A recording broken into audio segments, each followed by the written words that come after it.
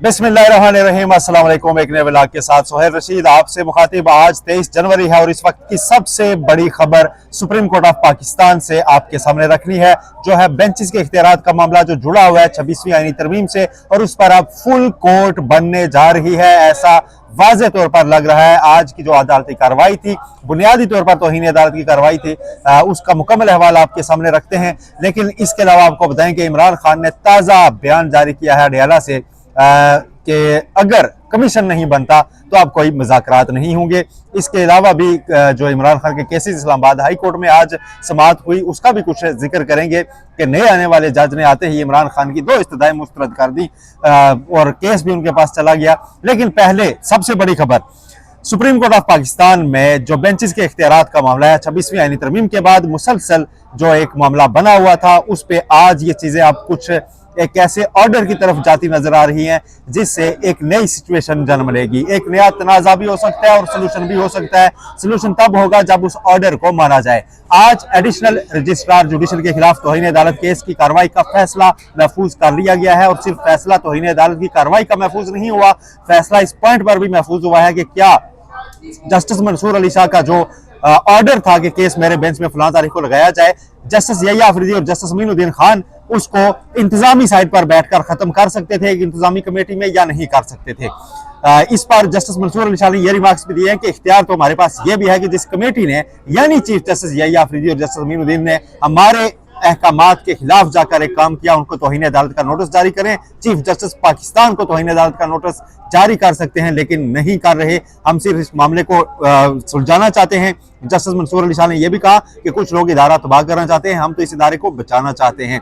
आज की कार्रवाई का मुकम्मल अगर हम बात करें तो अदालती मामलीन जो थे, हामिद खान, उन्होंने सबसे पहले दलाइल का आगाज किया और हामिद खान का मौक़िफ़ ये था, हामिद खान ने ये दलील अपनाई कि जो आर्टिकल 191A शामिल किया गया 26वीं आईनी तरमीम में, अब आईन पाकिस्तान का हिस्सा बनाया गया है, उसमें सिर्फ एक आईनी बेंच का जिक्र नहीं है, उसमें मुख्तलिफ आईनी बेंचेस का जमा का सीगा इस्तेमाल हुआ है, यानी एक से ज्यादा बेंचेस होंगे। और फिर आगे जाकर ये बात भी उसमें आ रही है कि एक आईनी कमेटी भी होगी, आईनी बेंच के लिए एक आईनी कमेटी भी होगी। तो हामिद खान ने कहा कि अगर इस आईन की तरमीम पर जो नई आई है, इसमें अगर हम चलें तो फिर तो ये होगा कि जी कि अब इसमें 3 अगर आईनी बेंच बन जाएं, बेंचेस का चूंकि जिक्र है, तो फिर हर बेंच की अलग कमेटी होगी और एक प्रैक्टिस प्रोसीजर की पहले से कमेटी मौजूद है, तो 4 कमेटियां, तो ये तो सरीहन कंफ्यूजन है।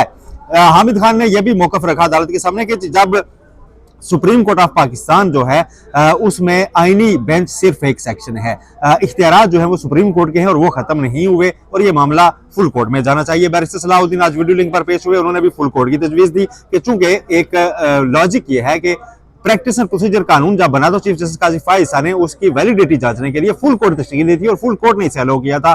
जस्टिस मंसूर अली शाह ने कहा कि उसको तो हमने अलो इसलिए किया था कि हम बेंचेस जुडिशल साइड पे बनाएंगे। आज का सबसे बड़ा सवाल जो जस्टिस मंसूर अली शाह ने उठाया वो ये था कि क्या दुनिया पूरी में कहीं कोई एक मिसाल मौजूद है जहां पे एग्जेक्टिव उठकर जुडिशल साइड पे बेंचेस बनाती हो, यानी हुकूमती अरकान आकर अदलिया के अंदर बेंच बनाते हो जी कि फलां केस फलां बेंच सुनेगा।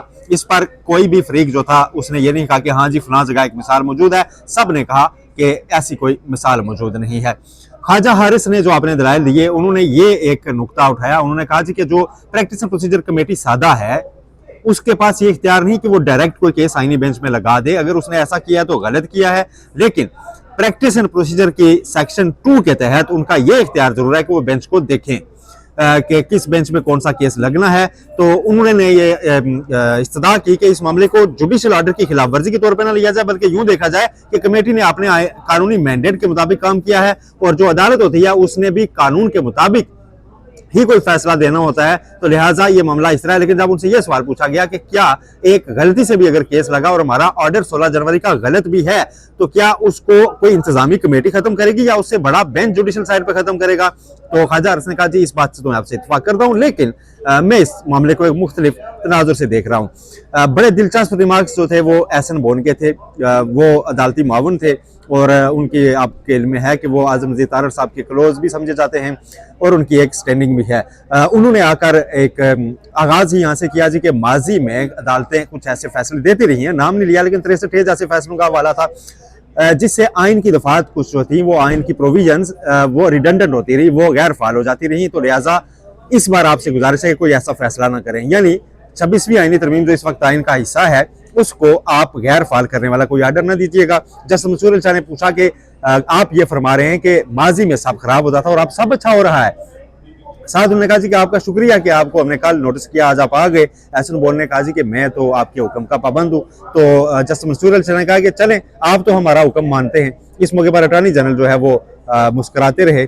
फिर साथ ही एहसन बोन की जानिब से जो है वो ये भी कहा गया कि जितने बाकी अदालती मुआवनीन ने पुराने फैसलों के हवाले दिए हैं कि उसमें फुल कोर्ट बन जाती थी एक जुडिशल ऑर्डर से, तो अब 26वीं आइनी तरमीम के बाद वो सारे हवाले गैर मौसर हो चुके हैं, ऐसा भी कहा गया। लेकिन एहसन बोन ने इस मामले को ख़त्म करने की ही तरफ गए। उन्होंने जस्टिस मंसूर अली शाह और जस्टिस अकील अब्बासी से इत्तफाक नहीं किया। जस्टिस अकील अब्बासी ने फिर आइन की किताब खुलवाई और उन्होंने कहा जी कि आर्टिकल 190 पढ़िए जरा, उसमें क्या ये नहीं लिखा हुआ कि जो जुडिशल ऑर्डर होगा उसको मानने के पाबंद हैं तमाम एग्जीक्यूटिव अदारे, तमाम अथॉरिटीज उसको मानने की पाबंद हैं, तो फिर क्या जो जजेस की कमेटी है उस पर ये लागू नहीं होता। अच्छा, फिर इस दरमियान एक बार वक्फा भी हुआ और जस्टिस मंसूर अली शाह को एहसन बोन ने यह कहा जी कि देखें, आप 26वीं आइनी तरमीम के तहत बनी कमेटी का रुकन हैं और उसमें आपको बैठना भी चाहिए, आप नहीं बैठते वो अलग बात है। तो जस्टिस मंसूर अली शाह ने कहा कि हम तो जुडिशल कमीशन में भी बैठते हैं, ऐसा नहीं है कि हम नहीं बैठते। तो एहसन बोन ने कहा कि देखें, आप वहाँ बैठते हैं, आप जजेस को नॉमिनेट भी करते हैं और वो जज अपॉइंट भी होते हैं। तो जस्टिस मंसूर अली शाह ने कहा कहाँ अपॉइंट होते हैं जी, जिनको हम नामजद करते हैं उनको तो एक ही वोट मिलता है और वो मेरा ही वोट होता है, बाकियों को 11-11 वोट मिल जाते हैं। पता नहीं कैसे आप समझते हैं कि जजेस को हम अपॉइंट कर रहे हैं। अच्छा, फिर जो सवाल बेसिक फ्रेम दोबारा बार बार अदालत ने किया वो यही था कि ये मामला फुल कोर्ट के सामने रखा जाना चाहिए, यानी क्या इंतजामी साइड पे ये कमेटी इसको खत्म कर सकती थी यानी। अच्छा, इस दौरान जो नजर अब्बास एडिशनल रजिस्ट्रार जुडिशल हैं, उन्होंने जो अपना जवाब जमा करवाया है, जस्टिस अकील अब्बासी ने उसको कुछ पॉइंट आउट की चीजें। उन्होंने कहा जी कि वो तो कह रहे हैं कि मुझे कुर्बानी का बकरा बनाया जा रहा है। ये नजर अब्बास जो है ये रिटायरमेंट के करीब हैं, इन्होंने इसी 15-20 दिन में रिटायर होना था। अब एक तरफ से इनको बरतरफ किया जा रहा है, चीफ जस्टिस याहिया अफरीदी और रजिस्ट्रार इनको बरतरफ कर रहे हैं कि जी आपने गलती क्यों की जस्टिस मंसूर अली शाह के सामने ये केस लगा के। दूसरी जानिब अदालत ने उन्हें तौहीन अदालत का नोटिस जारी कर रखा था। अब इस केस का फैसला महफूज है, देखते हैं सुनाया कब जाएगा, क्योंकि फिलहाल कोर्ट उठ गई है, कोर्ट रूम को लॉक कर दिया गया और कोई वक्त दिन नहीं बताया जस्टिस मंसूर अली शाह ने। उन्होंने कहा हम सारी प्रोविजंस देख के अपना ऑर्डर करेंगे और इस वक्त थोड़ी देर बाद चूंकि जुडिशल कमीशन का इजलास भी है जिसके मेंबर हैं जस्टिस मंसूर अली शाह, तो मुझे नहीं लगता कि आज ये ऑर्डर अब आ सके।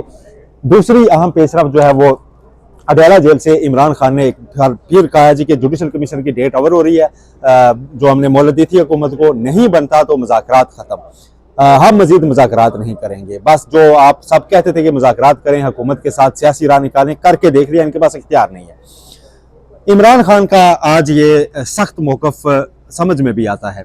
इमरान खान का जो तोशाखाना 2 में जमानत देते हुए जस्टिस मियां गुल हसन औरंगजेब ने इस्लामाबाद हाई कोर्ट ने बहुत सख्त ऑब्जर्वेशंस दी थी कि यह केस नहीं बन रहा, फर्दर इंक्वायरी का है।